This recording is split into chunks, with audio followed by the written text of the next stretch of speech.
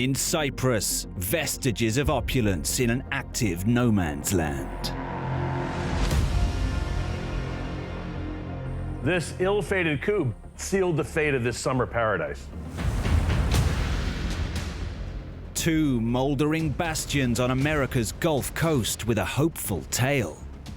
These structures saw slavery at its worst, but ended up becoming constructions of freedom. An ancient refuge in Georgia made to fend off a mighty enemy. It's no surprise that the Georgians wanted to hide. The Mongols were ruthless and incredibly violent. And a frozen shell in the Balkans, built on a burning passion. The whole story began with one man's pursuit of love. Decaying relics. Ruins of lost worlds. Sites haunted by the past. Their secrets waiting to be revealed.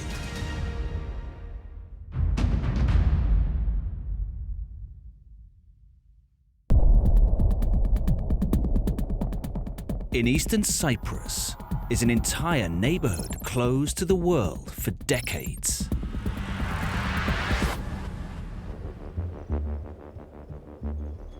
Famagusta is a lovely city, but as you move along the coast, suddenly you get wire, you get signs telling you not to go any further. You feel like you're in a war zone. Inside this forbidden zone is a mass of crumbling concrete. Several high-rise buildings face the sea. With these spectacular seafront views, they must have been hotels. Behind them, you have these extensive neighborhoods of beautiful middle-class homes, all empty. Weeds now overrun the deserted streets. Nature is starting to reclaim this town. There are no obvious signs of war damage. So what happened to this former jewel of the Mediterranean? One time, its streets were packed with tourists. But one summer, they were gone and they never came back again.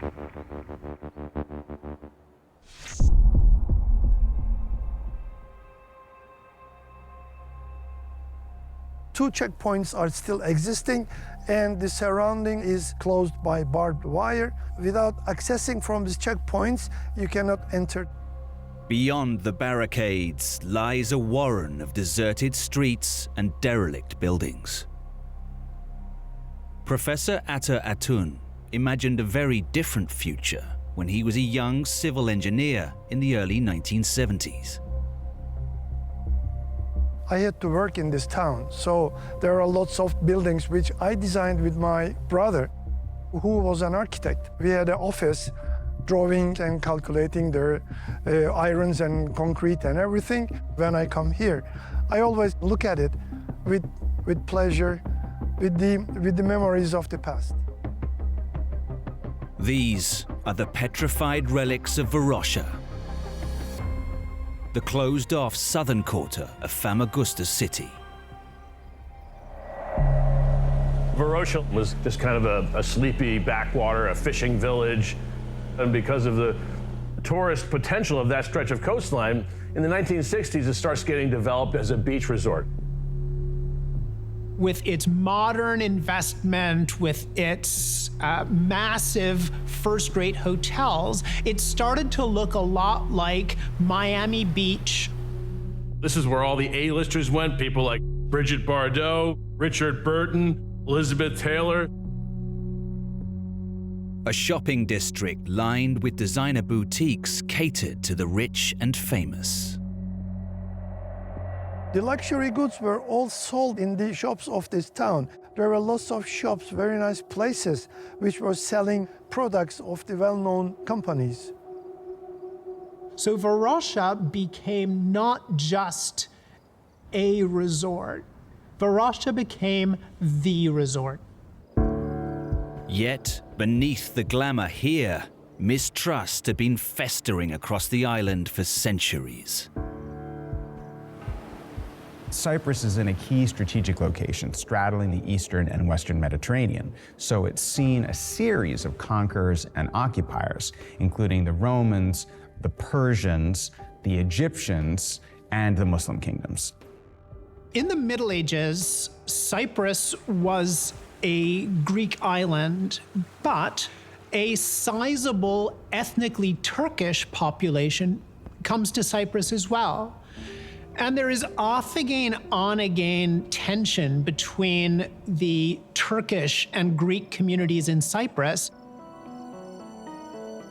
Then came a moment that threatened to bring these tensions to a brutal climax. For a long time, Cyprus was effectively a British colony. And in 1960, Cyprus gets its independence. And there is hope, and there is promise, and there is joy. And then it all goes a little bit dark.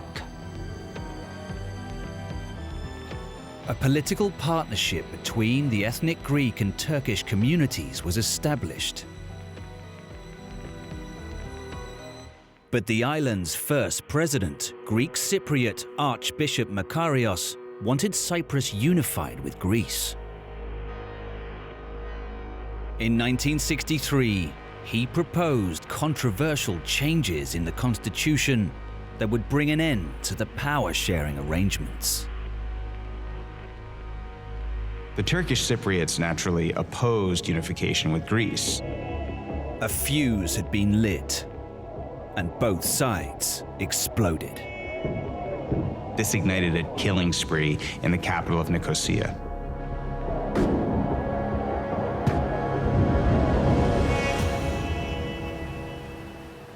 Armed factions roamed the streets, and homes and businesses were looted and set ablaze. In 1964, the United Nations stepped in and separated the capital's Greek and Turkish communities. In the aftermath of this bloody clash, a buffer zone was created known as the Green Line, and this was patrolled by UN troops. Like Berlin just a few years earlier, Nicosia became a divided city. Varosha survived the conflict, but the stage had been set for its downfall. The buffer zone created the illusion of peace on the surface, but in July 1974, when Varosha would have been packed with tourists, tensions came to a head. Frustrated that Cyprus was still divided, the government in Athens decided to act. Greek officers led troops to the presidential palace and burned it to the ground. Their target, President Makarios, narrowly escaped with his life. The people who are taking over the Greek-dominated government are openly saying that they're going to seek unification with the military government in Greece. 5 days later, the Turkish government responded by initiating Operation Attila, sending in thousands of troops to protect Turkish Cypriot citizens. The Turkish Armed Forces airdrop 1,000 airborne light infantry into northern Cyprus. And there is an amphibious invasion of about 3,000, and they move into northern Cyprus and eastern Cyprus in force. This intervention changed the face of Cyprus. In the course of Operation Attila, you see major population transfers. About 40,000 Turkish Cypriots living south, they go north into the Turkish zone. 160,000 Greeks living north in the Turkish zone, they go south. Varosha, with its majority Greek Cypriot population, was in the path of the advancing forces. The tourists, they had no idea what was coming. People who are vacationing, who had gone to Varosha for a quiet holiday, are suddenly at the epicenter of what might become a hot war. Tourists and residents, fearing a massacre, fled. Professor Atun was with the Turkish army when they entered Varosha. My commander ordered me to guide the Turkish army to the town. So I was the first who entered. It was the ghost town. Nobody was living there. We saw nobody on the town. It was already evacuated or abandoned. Residents hoped they might soon be able to return to their homes and businesses. But it quickly became clear this was not going to happen. To prevent the looting, the Turkish army just fenced the town. It was surrounded by barbed wires and entry checkpoints were erected. Eventually, an agreement was reached that would bring an end to the war in Cyprus.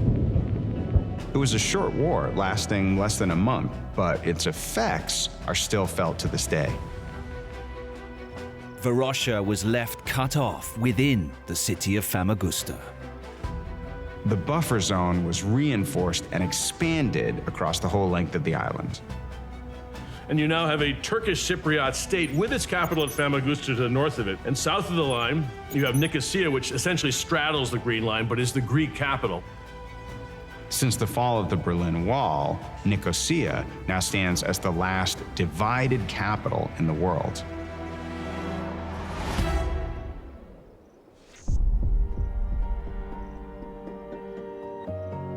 Today, Varosha is slowly starting to open up again under the supervision of the Turkish Cypriot government. They've started to clean up some of Varosha, but many of the buildings are still roped off and kept out of public view. However, visionary plans could help bring this ghost town back to life and into the 21st century. There's an interesting attempt by Turkish and Greek Cypriots now working together between communities to bring it back as an eco-city, a kind of a blueprint for how to build cities in the future. So there's some hope that that might result in a renaissance in Varosha, but only time will tell.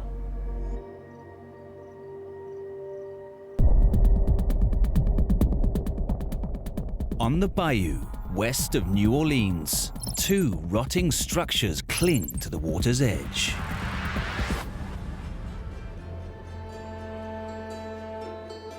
They're laying down low, almost like an alligator waiting for its prey. These thick, powerful walls are now starting to shed some bricks. Inside, it seems they have been left to decay for centuries. There are dark tunnels, graffiti on the wall, stalactites hanging down from the ceiling. You really don't want to be here. They show the effects of being in a very damp, humid environment and being battered by the elements. Their architecture leaves no doubt as to their original purpose. Clearly, these are brick fortifications, which dates them in the early 19th century. Built to defend against a foreign foe, these moldering forts bore witness to America's most turbulent domestic moments. It tells us the history of slavery at its worst and freedom at its hopeful best.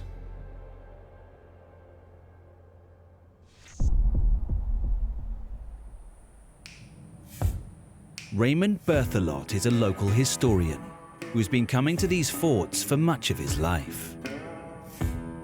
Whenever I was a kid growing up, Highway 90, which runs right outside the fort, was the major route to go towards the beaches in Biloxi and Gulfport and the Mississippi Gulf Coast. So oftentimes we would take a Sunday drive, stop at the forts, have a picnic before carrying on to spend the day at the beaches.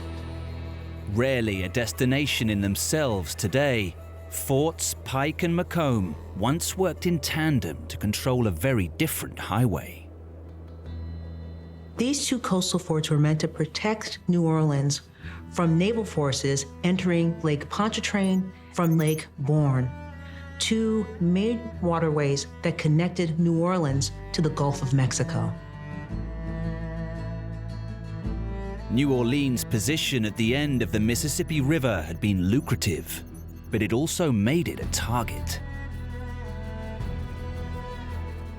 The Mississippi River was the principal highway of the United States for travel and trade. You had to protect New Orleans as the likely place where a lot of American exports would go out of the country and where imports would come into the country.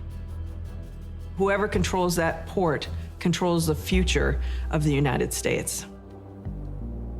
The importance of New Orleans was made devastatingly clear in the War of 1812. The United States was a new nation, wanting to assert their power, and this was a real attack. This was a real threat from the British. The British were beaten back in 1815, just 5 miles from the vital city. But the fledgling United States wouldn't let anyone get that close again. When completed in 1827, the forts used the latest military architecture to protect the vital waterways. Red bricks were used rather than wood and dirt, and the design was inspired by Napoleonic military structures. They've got this curved front, which was really quite groundbreaking for the time. It allows for more cannons to protect the area along the water. So here what we're looking at is the carriage for a 32-pounder cannon. So the cannon would sit on this carriage with a train track going around the stonework here, so that way that the cannon could swivel and turn and fire out at ships passing by. During wartime, this fort would have held a group of soldiers in the number of 400 to 450. The forts even housed a secret weapon to deter against any waterborne attack. These two brick structures that you see here, which somewhat look like oversized barbecue pits, these are what are known as hot shot furnaces. And the way this would work is that fires of coal would be built underneath, and the solid shot would be heated up to red hot and then placed in the cannon and fired. And of course, this fort would have been designed to fire at wooden vessels, and so the very hot shot would act as a burning agent to the wooden vessels once fired out of the cannon. Heavily armed to defend against foreign invaders, these forts would instead become embroiled in America's internal conflicts. During the Seminole War, the U.S. government attempted to push indigenous people from their land in Florida. The idea of the United States government was to move these people out to the western states, onto reservations. From 1837, these thick walls were repurposed to keep people not out, but in. They also needed somewhere to hold the imprisoned Seminole people who were waiting for their forced relocation. And Fort Pike had just the right position and accessibility. So at any given time, there might have been some 70, 80 Seminole men, women, and children here. At the height, this area that you see here would have housed some 237 prisoners. We do have records of a couple of births here as well as a couple of deaths. Now, unfortunately, we do not know where those cemeteries are on the grounds. It's not known how many Seminole people in total were killed at the hands of the federal government. Around 3,000 were forcibly moved to reservations. But a rupture in the constitutional fabric of the United States would soon make Forts Pike and Macomb a staging post for a different kind of fight back.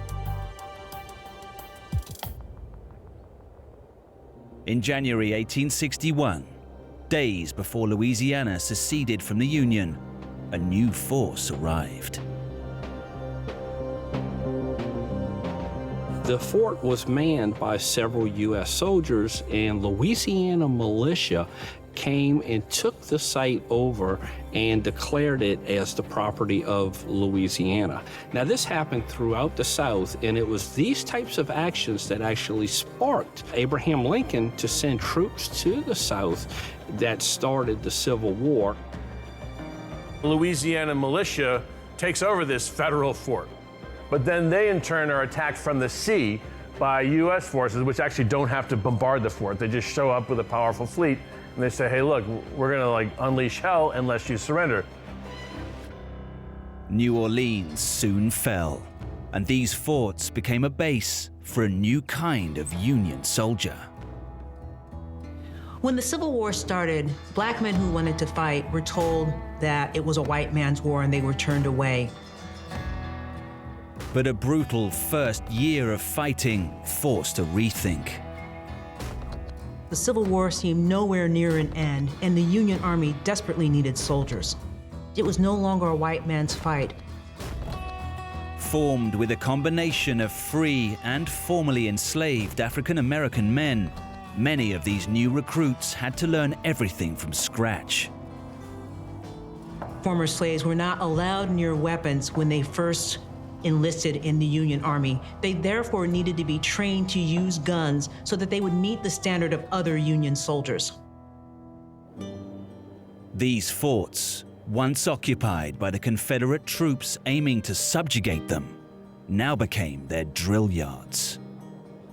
Once black Americans joined the fight, Fort Pike and Fort Macomb became training grounds for the U.S. colored troops. And so here they worked on gunnery, using the guns in the fort itself, and also just basic drill in order to become, federal troops that could then be deployed against the Confederate States of America.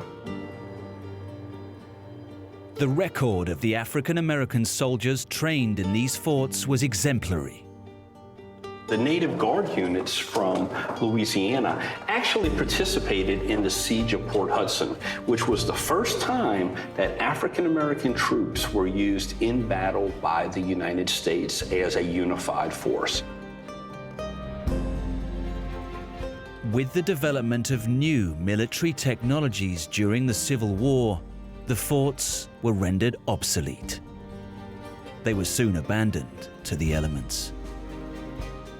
But their legacy lives on through the people who served here. After the fort was abandoned, these African-American troops go out west and become the Buffalo Soldiers. So Fort Pike is a very significant aspect of African-American military history during and after the Civil War.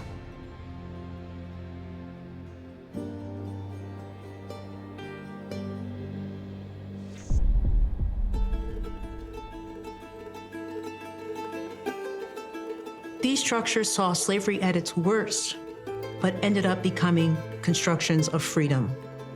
Today, they are facing a new kind of attack. These forts are a constant reminder that as the coast of Louisiana slowly erodes, we are losing not only our landmass, but we are losing our history. We are losing our culture.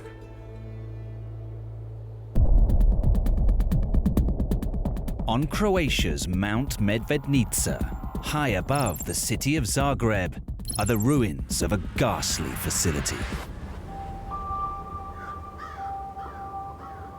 The snow-coated roads wind through the rugged mountain, which is home to wild boars and wolves. You get this ominous feeling. You feel isolated and alone. An extensive complex emerges out of the pine trees. It has clearly been exposed to the elements for some time.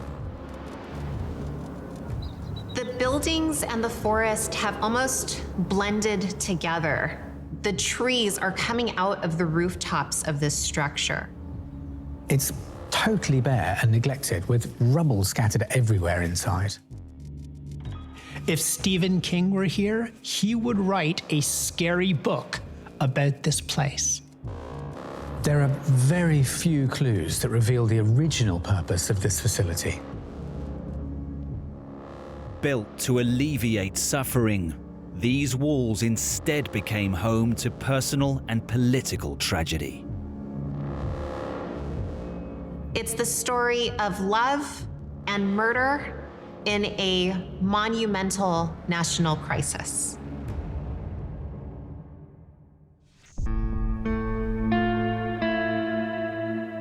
Marinko Tot is an investigative journalist who spent 4 years uncovering the truth of what went on here. Everybody in Zagreb knows there is a big abandoned building up on the mountain, but only a few know the real story, how it was built and what was its true meaning.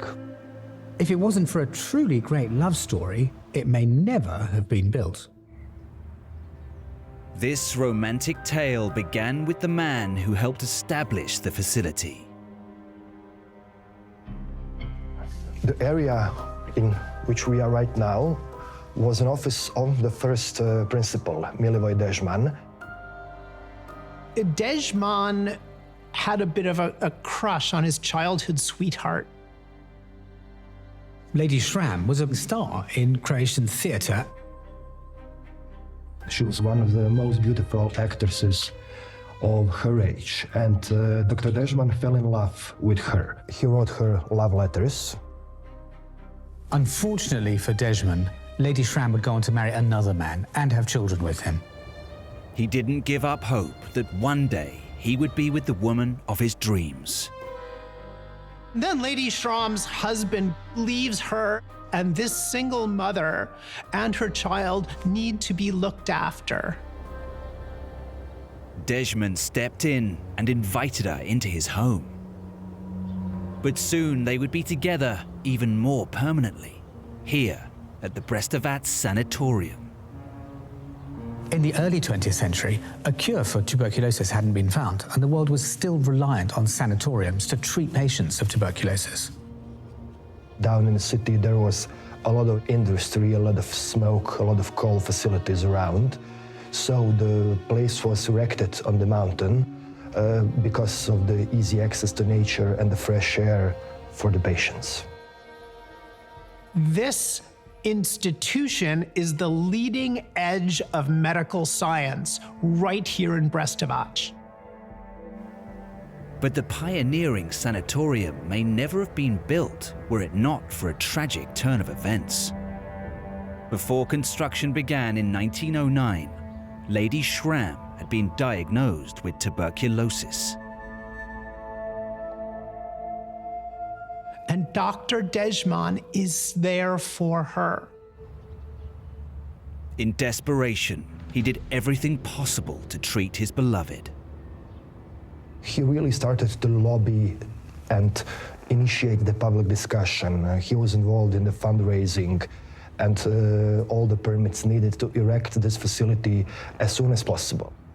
It is said that the main reason Brestovac exists at this location is because of his love toward Lady Schramm. She was one of the first patients at Brestovac.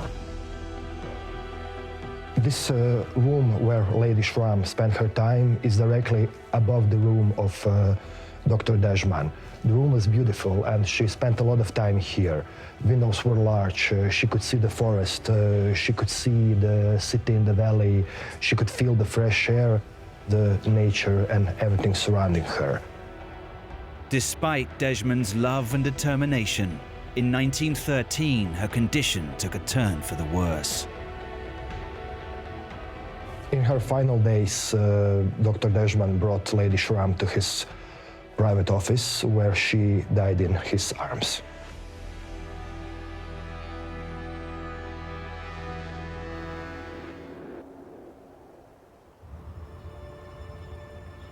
After her death, Brestovac entered an era of expansion. There's a multi-story building and then some ruins, and they're connected by this sort of epic corridor. We believe that the VIPs were housed in the main building, and there was a degree of separation between classes. And that walkway basically was the bridge between different classes of people accommodated at any given time, because these rooms and services along in this complex are not so spacious. They are really cramped up, and something just built to accommodate as many people as possible. Tuberculosis struck the high and the low. And as a result, a public facility like this brought all elements of society together. These new buildings included large wards where poorer patients could be cared for by fewer nursing staff. The sanatorium was beginning to reflect the increasingly fractured world outside its walls. Because there was a lot of division in society, this facility becomes its own intense little version of the Balkans. These rifts would see the once quiet hospital ensnared in deadly conspiracy.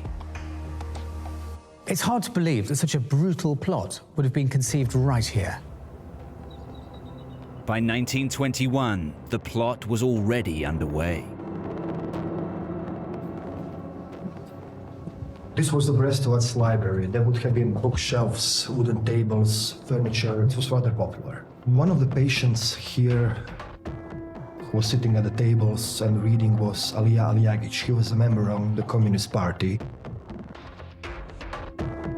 Bomb-throwing anarchists, communists, partisans, this part of the world was focused on wild politics.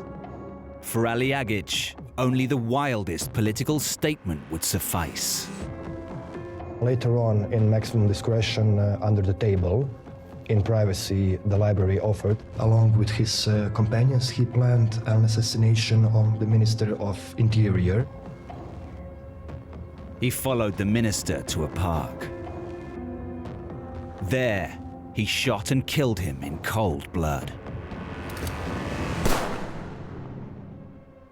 Aljagic and his comrades were quickly rounded up, and he was sentenced to death. After that assassination, Communist Party was banned and went underground, where it stayed for the next 20 years. During the Second World War, these underground forces would return to Brestovac, facing off against invaders and collaborators. The Nazis control Croatia in part through the Ustasha, the Croatian nationalist fascist militia. Brestovac was changed to become a hospital for the wounded Nazi and Ustasha soldiers. By 1945, the communist forces had fought their way back to the sanatorium. They had vengeance on their minds. When the communist partisans come to these people who have been abusing them horribly for years, the result is an orgy of violence. They took these wounded soldiers out of the hospital and into the forest and executed them. Their remains are somewhere in the forests around the facility, still undiscovered today. Rumors that the ghosts of these executed soldiers still walk the corridors endow it with a still very eerie legacy.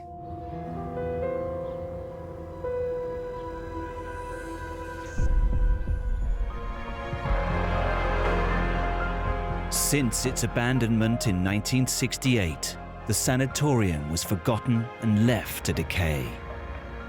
But its story is still etched into the city below. The whole legacy of Brestovac and the love story of Dr. Dežman towards Lady Shram is so deeply embedded into urban folklore that even one street bears the name of Dr. Dežman, and a rather nice restaurant bears the name of Lady Shram. And Marinko hopes that this facility might one day help the people of Zagreb again. It was inspired by emotion and by really community work in order to erect it, and it was the pride of the city. I'm hoping it will once more be the pride of the city.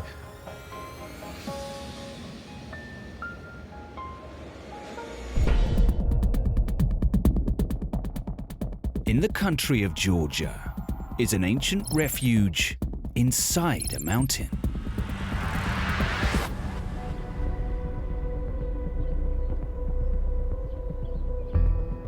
Georgia's physical geography is breathtaking, and this part is no exception. The one thing that catches your eye immediately is this almost vertical rock formation that rises dramatically from the flat floodplain. It appears to have suffered a cataclysmic event. The landscape here used to look quite different. It's as if the mountain had been blown up, and we're getting to see right inside of it. Where once there was solid rock face, now the hillside is honeycombed with a warren of passageways and cells. There are long tunnels and many areas hidden from view. It feels like it was a very secretive and defensive place. But who built this subterranean sanctuary?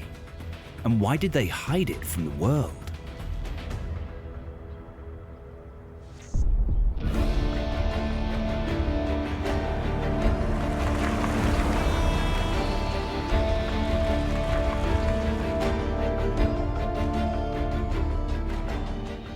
Guram Kipiani has spent many years exploring the ancient city of Vardzia. Vardzia მე ვნახე გონი მე-9 თუ მე-10 კლასში ვიყავი და მართალი რო გითხრათ კარგად ვერც გავერკვია სად ვიყავი რა მოვლენასთან მქონდა საქმე მე თანდათანობით რაღაც ჩამომიყალიბდა მე არ ვიცი ისეთი ფეოდალური სახელმწიფო რომელსაც ორი ან ერთი მეფობის დროს შეეძლოს ასეთი გრანდიოზული მშენებლობა. The oldest settlements here date back thousands of years.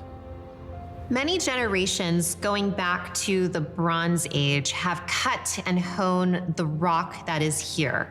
The geology is perfect for it. But the majority of the settlements visible today began life in the 12th century. They got their name when a young girl called Tamar was playing here with her uncle. Young Tamar got lost in the caves, and when called for, replied, "I'm here, uncle," which in Georgian has the sounds var and zia, thus giving the place its name, Vardzia. Amongst the ruins of Vardzia is evidence that Tamar was no ordinary girl. საყურადღებოა მისი კედლის ხოტრობით, განსაკუთრებით გიორგი მესამისა და მისი ქალიშვილის თამარ მეფის გამოსახულება. Described as a king, as a medieval mark of respect, when she inherited the throne and the half-built Vardzia from her father in 1184, she was beset with enemies on all sides and turned to the tunnels for protection.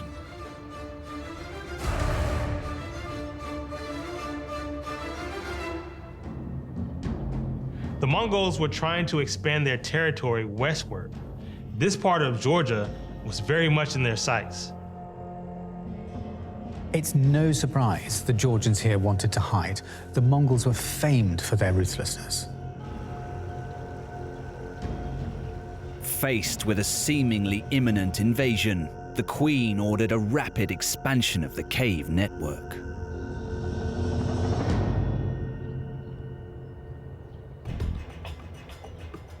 The only way to enter the city was through a secret tunnel which started at the nearby river. Vardzia was soon capable of housing tens of thousands of residents, along with its thriving monastic community, all concealed within the mountain. The underground fortress originally had 6,000 rooms. This really was a full-on city. There were meeting rooms, reception chambers, a throne room, a bakery, a forge, and a church, all housed in this complex. It took about 50 years to construct, but when you consider that this was all done by hand, that doesn't seem that long. Its residents had everything they needed to remain self-sufficient for a long time. მომარაგების სისტემა სასმელი წყლის ტრასა, რომელიც გამოყვანილია ყველა ნიშნის მიხედვით ზემო ვარძიიდან. ქვაბული მიჩნეულია, რომ წყლის რეზერვუარი იყო და წყლის სასმელი წყლის მარაგი ინახებოდა. But before the Mongol armies could put Vardzia's defenses to the test, Queen Tamar had to face off against a different threat. The Battle of Barzayan is one of the most important battles in Georgian history. Confronted by an overwhelming force of Seljuk Turks, it fell to the queen to inspire her nervous troops. Queen Tamar is said to have addressed her army here at Vardzia, walking barefoot down to the valley floor where her troops were amassed. The Georgians successfully fought off the Seljuk Turks and confirmed their status as the absolute power in the Caucasus. When Tamar died in 1213, she left her nation stronger than ever. And Vardzia continued life as a cultural and religious center. This was the zenith of the Kingdom of Georgia. But military prowess could not protect the underground city from what was coming. 1283 was a tragic year for Vardzia. A huge earthquake struck, destroying vast parts of the cave city. The thing about the earthquake is that it totally ruined the city's disguise. The mountain face slid off with the extreme tremors, exposing the caves within. No longer hidden from the world, Vardzia's importance slowly diminished.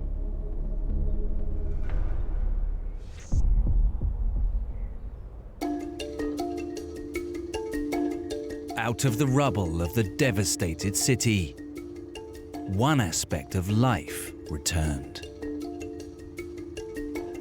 After the earthquake, a small religious community persisted.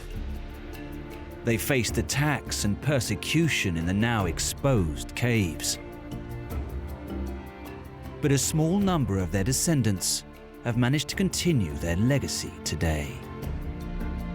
The remaining monks still live like their brethren from centuries past. They collect their drinking and bathing water from the nearby ancient underground spring. But mainly it's tourists that you will see wandering these tunnels and carved passageways.